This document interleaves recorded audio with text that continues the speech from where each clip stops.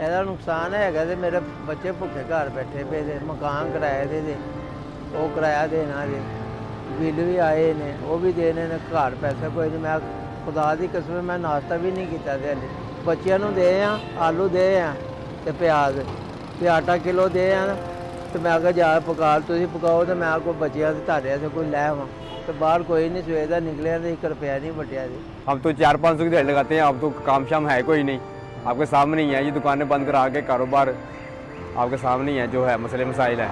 चलो कारोबार खोलते चलो रोटी जो गरीब आदमी है रोटी खाने तो रोटी तो खा लेता है।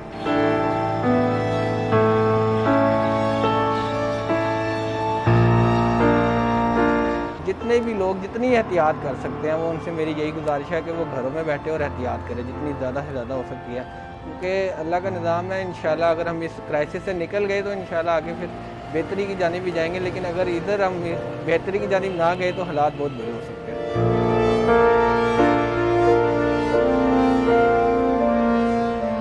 लॉकडाउन के हवाले से अभी हम इम्प्लीमेंटेशन करवा रहे हैं। लोगों को अभी अवेयरनेस नहीं है इतनी।